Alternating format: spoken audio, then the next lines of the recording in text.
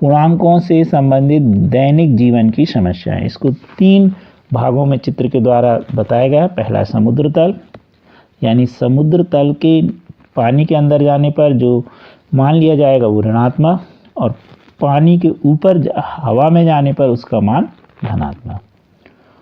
Thermometer में 0 चिन्ह लिया जाएगा, 0 से नीचे जाने पर ऋणात्मक, ऊपर जाने पर धनात्मक, जैसा इसमें बताया गया है। 0 से ऊपर जाने पर हम इसे गर्म शब्द का प्रयोग करेंगे और नीचे जाने पर हम इसे ठंडा। यहाँ पे संख्या रेखा बताई गई है कि 0 से धनात्मक जाएंगे तो -5, -10, इसी तरह -5, -10। यहाँ पर ये बताया गया है कि उधार शब्द के लिए और यहाँ प्राप्त शब्द के लिए। तो अब हम देखें सीधे सवाल। पहला सवाल है, एक कमरे का ताप 40 डिग्री सेल्सियस है। उस कमरे को ठंडा करने के लिए कमरे के तापमान को 40 डिग्री सेल्सियस से 5 डिग्री सेल्सियस प्रति घंटे की दर से कम करने की आवश्यकता है। प्रक्रिया के शुरू होने के 10 घंटे बाद कमरे का तापमान क्या होगा? तो प्रति घंटे का मतलब है 1 घंटे में। तो कमरे का तापमान 5 डिग्री सेल्सियस की दर से घट रहा है, तो 10 घंटे में कितना कमेगा? तो 5 × 10 = 50 डिग्री सेल्सियस घट जाएगा। अब कम शब्द का प्रयोग है तो हमें घटाना पड़ेगा।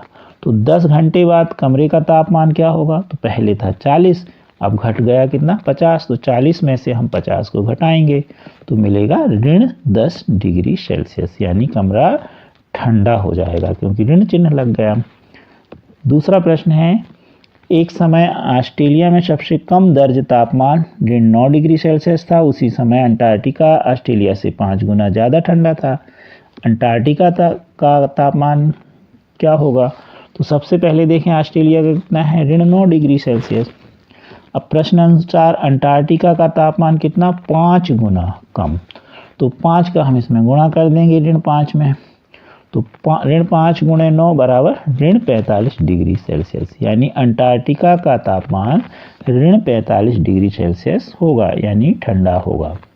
अगला प्रश्न है, एक पनडुब्बी समुद्र तल से 800 फीट नीचे स्थित है। यदि वह 200 फीट ऊपर उठती है तो उसकी नई स्थिति क्या होगी?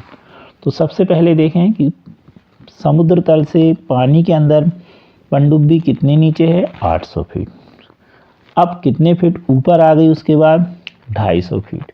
तो हम 800 में से 250 घटा देंगे, 250 घटा देंगे, तो 800 में से 250 घटाओगे तो आएगा 550 फीट, यानी पनडुब्बी की जो नई स्थिति होगी समुद्र तल से पानी में गहराई में कितनी होगी? 550 फीट। अब देखेंगे हम वर्कशीट 3, भिन्न संख्याओं में गुणा करना। तो भिन्न क्या है, इसको हम पहले चित्र के माध्यम से देखें। हम व्रत लें और किसी भी व्रत को, मान लीजिए हाँ आप देख रहे हैं, इस व्रत को हमने 4 बराबर भागों में बांटा और एक भाग को छायांकित किया, तो हम इस व्रत को लिखेंगे 1/4। अब इसके साथ में एक और वैसा ही एक और व्रत लिया और एक भाग छायांकित किया, तो इसे भी 1/4। अब इन दोनों को हम जोड़ेंगे तो चित्र में जो हमें मिलेगा व्रत मिलेगा और इसका उत्तर होगा 2/4, क्योंकि एक भाग छायांकित था। अब कैसे? तो ध्यान से देखिए, इसे 2 प्रकार से आप कर सकते हैं। पहला व्रत था 1/4, उसी के जैसा 1/4, तो हम 2 होगा ये, तो हम इसे लिख सकते हैं 2 × 1/4 या 1/4 धन 1/4। तो आप हल करोगे तो आपको मिलेगा 2/4। अब 2 × 1/4 को कैसे करते हैं? तो हम अंश को ले लेंगे, तो यहाँ अंश है 2 और 1, तो 2 × 1 = 2 और हर है 4, तो आएगा 2/4। अब हम देखें, यदि आप इसको 1/4 है तो हम इसे 2/4 यानी काटने पर ये हमको मिलेगा। अब हम देखें, एक व्रत के हम 5 बराबर भाग करें और 2 छायांकित कर दें तो हम इसे पढ़ेंगे 2/5। ऐसे 2 भाग ले लें तो हम लिखेंगे 2 × 2/5 ऊपर की तरह। अब अंश का अंश में गुणा कर लें तो 2 × 2 = 4/5, तो इसका सही उत्तर होगा 4/5। तो आप ध्यान से देखिए, यहाँ 4 खाने भरे और यहाँ कितने खाने भरे थे? 2 बराबर में। और बटे में ज्यों का त्यों रहेगा 4, यहाँ बटे में ज्यों का त्यों रहेगा 5। अब हम देखें प्रयास के अंतर्गत सवाल। पहले गुणा देखें तो पहले वाले प्रयास में जो सवाल दिए गए हैं इसमें एक जो भी आपको पूर्णांक लिया गया उसके हर में कुछ नहीं है, तो हर का मतलब जब कुछ ना हो तो 1 पढ़ते हैं, तो हम इसे 7/1 भी पढ़ सकते हैं। 7 गुणे 3/5, तो अंश अंश ले लीजिए, तो 7 गुणे 3 तो आएगा 21 और बटे में आएगा 5। दूसरा सवाल देखें 2 गुणे 6/7, तो अंश अंश ले दीजिए, तो 6 दूनी 12/7। ऐसे आप ये सभी सवाल देख सकते हैं। अब देखें हम ऐसे सवाल जिनमें हर में सभी के हर में कुछ ना कुछ है। अभी आपने देखा था कि सभी के हर में कुछ नहीं था, मतलब 1 था, और इसमें 1 से अलग है। तो पहला सवाल 1/2 गुणे 1/7, तो अपन ने ऊपर वाले सवाल में अंश अंश का गुणा किया तो और हर का, तो यहाँ भी वैसे ही कर दीजिए। तो 1 गुणे 1/2 गुणे 7 तो होगा 1/14।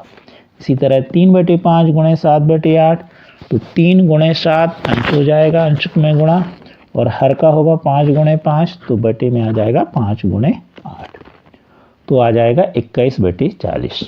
इसी तरह अगला सवाल देखें 2/5 गुणे 4/9, तो अंश है 2 और 4, तो 2 गुणे 4 हो जाएगा अंश, और हर हो जाएगा 5 गुणे 9, तो हो जाएगा 8/45।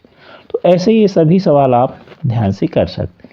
अब इधर देखें तो इधर हम देखें 7/3 गुणे 5/2, तो अंश है 7 और 5, हर है 3 और 2, तो अंश हो जाएगा 7 गुणे 5 और हर हो जाएगा 3 गुणे 2, तो हो जाएगा 35/6।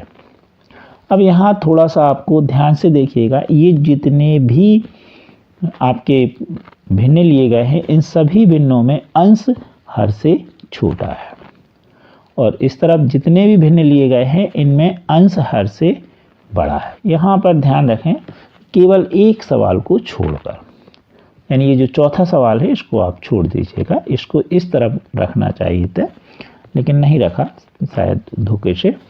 अब देखें तो यहाँ पर 2 नीचे नोट करके भी लगाया गया है, इसमें लिखा है कि 2 उचित भिन्नों का गुणनफल उनमें से प्रत्येक भिन्न से कम है। तो हम इसको स्पष्ट करते हैं कि कहलाता क्या है। तो 1/2 गुणे 1/7, इसका गुणा मिला हमको 1/14। तो अब जो ये 1/14 मिला है इसको ध्यान से देखिए कि 1/2 को जब आप हल करोगे और 1/14 को जब करोगे तो ये जो गुणनफल है वह 1/2 से छोटा होगा। इसी तरह 1/7 से भी 1/14 छोटा, क्योंकि 14 का भाग करना है 1 में, इसमें 2 का करना था, इसमें 7, तो दशमलव में निश्चित तौर पे छोटा ही मिलेगा। हम दूसरे शब्दों में देखें तो यहाँ पर देखें 3/5, यहाँ है 7/8, और यहाँ कितना है 21/40। तो जब आप भाग करना तो आपको 3/5 का मान दशमलव में मिलेगा, और यहाँ भी दशमलव मिलेगा, और यहाँ भी करके देख लेना आप, तो यह हमेशा आपको कैसा मिलेगा, छोटा मिलेगा, क्योंकि इसमें 40 का भाग हो रहा है 21 में, इसमें 7 में 8 का, इसमें 3 में 5 का। तो इस तरह से ये सभी यानी जो आपको गुणनफल मिला है यह इन दोनों से छोटा है। अब देखें दाहिनी तरफ, तो यहाँ लिखा है 2 विषम भिन्नों का गुणनफल उनमें से प्रत्येक भिन्न से बड़ा है, यानी यहाँ पर जो ये गुणनफल मिला है ये इन दोनों से बड़ा है। जैसे यहाँ हमने कहा दोनों से छोटा है, कैसे देखिए 7/3, तो 3 का भाग करिए 7 में, तो निश्चित तौर पर आपको लगभग 2 बार भाग जाएगा। 5 में 2 का भाग करिए फिर दशमलव आएगा, 5 में 2 का भाग करिए तो अधिकतम 2 बार जाएगा, फिर दशमलव आएगा, यानी यहाँ भी 2 दशमलव, यहाँ भी 2 दशमलव, और यहाँ पर आप करोगे 35/6, तो पहाड़ा पढ़ लीजिए 6×5 = 30, यानी 5 दशमलव आया। यानी निश्चित तौर पर यहाँ पर यह जो गुणनफल है इन दोनों के मान से बड़ा है, इससे भी बड़ा है और इससे भी, जबकि यहाँ ऐसा नहीं है। यही चीज़ लिखी है कि उचित भिन्नों का गुणनफल उनमें से प्रत्येक से कम होता है, जबकि विषम भिन्नों में गुणनफल उनमें से प्रत्येक भिन्न से बड़ा होता है। अब उचित भिन्न क्या है, विषम भिन्न क्या है, तो हम ध्यान से देखें कि जो साधारण भिन्न है यह 3 प्रकार के होते हैं, उचित भिन्न, विषम भिन्न और मिश्रित भिन्न। अब उचित भिन्न क्या है?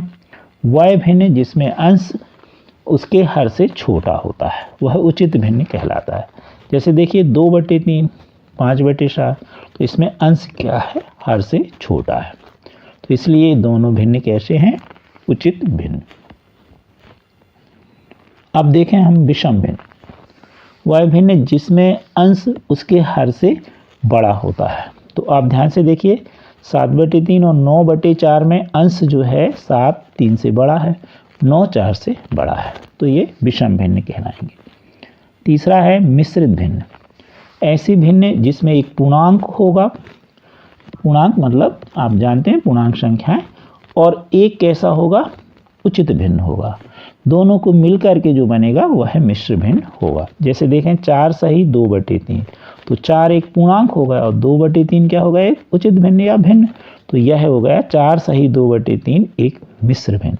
इसी तरह 3 सही 5/7 भी एक मिश्र भिन्न है। तो अब आपको तीनों प्रकार के भिन्नों के बारे में समझ में आ गया। अब देखेंगे हम वर्कशीट 4।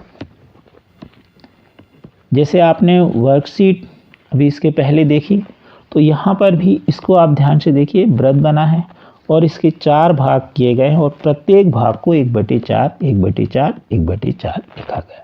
अब 3 वृत्त के इस तरह के समान भाग किए गए, तो कुल कितने भाग हुए? तो ध्यान से देखिए, एक वृत्त के कितने भाग किए? 1/4 1/4 4 भाग हुए, 1 2 3 4। कुल कितने वृत्त हैं? 3। तो हम इसे 1/4 के रूप में लिखेंगे, तो 1/4। और कितने वृत्त थे? 3, तो 3 भागित 1/4। अब हम इसको हल करेंगे जब, तो आगे आप देखिए 3 भागित 1/4 बराबर 3/1, क्योंकि हमने बताया कि जब हर में कुछ ना हो तो 1 लिख दीजिए, भागित 1/4। अब भाग को हम गुणा में बदलेंगे, 3/1 बराबर 1/4 को हम पलट देंगे तो 4/1 हो जाए। यह जो 4/1 हमने पलटा है भिन्न को, तो यह उसका व्युत्क्रम कहलाता है। अब इन दोनों को हल कर लीजिए, तो 3 × 4 हो गया 12 और 1 का 1 में गुणा हुआ तो 1, तो आया 12। तो ध्यान से देखिए 12 1/4 1/4 कितने भाग हैं? 12 भाग हैं। अब हम उदाहरण दिए हैं, तो उदाहरण आप अच्छे से देख लीजिए, समझ लीजिए। अब हम प्रयास वाले सवाल कराते हैं। तो 1/5 भागित 4/5, तो हम 1/5 ज्यों का त्यों लिखेंगे और भाग को हम गुणा में बदलेंगे, और भाग के चिन्ह के बाद वाली जो भिन्न है इसको हम पलट देंगे, अर्थात हम इसका व्युत्क्रम लगा देंगे, तो हो जाएगा 5/4।